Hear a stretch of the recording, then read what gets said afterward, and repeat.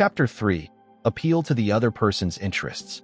Look, we've all been there, standing in front of someone, whether it's a teacher, a coach, or even our parents, trying to convince them to see things our way. Usually, we lead with our own why. We talk about why we need the extension, why we deserve the starting spot, or why we should be allowed to stay out late. But here's the reality check. Most people are the protagonists of their own movies. They aren't thinking about your script, they're focused on theirs. Think about it like this. Personally, I'm a huge fan of a good cheesecake, rich, sweet, maybe some strawberry glaze on top. If I'm hungry, that's exactly what I'm reaching for.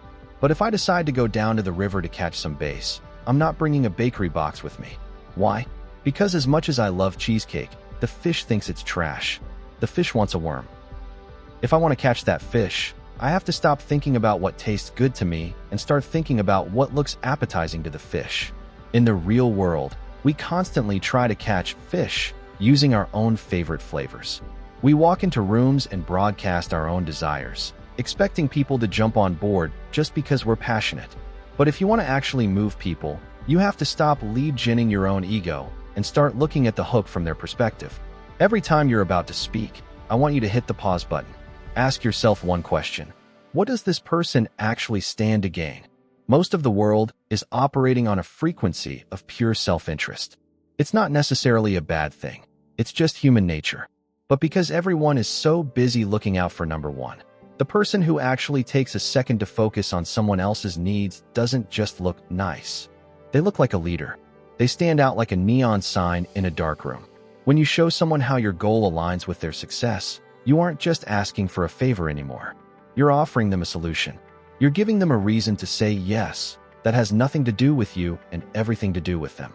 There's a legendary story about Andrew Carnegie that proves this point perfectly.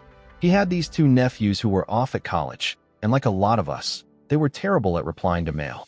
Their mom was constantly worried, writing letters that went ignored for months. Carnegie told her he could get a response by the end of the week without even asking for one.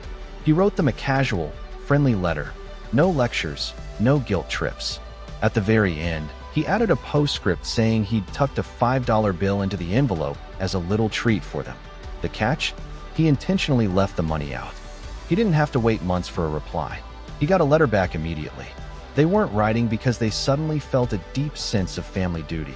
They were writing because he had tapped into their immediate interest. He gave them a reason to engage that mattered to them. As you guys head out from here and start applying for jobs, pitching ideas, or even just building new friendships, remember the fishing hook. The fastest way to get what you want is to stop talking about yourself. Learn to listen for the worm. Figure out what the other person is hungry for, and then show them exactly how you can help them get it. That is where the real power is. Be the person who provides value, and you'll find that people will be falling over themselves to help you succeed in return.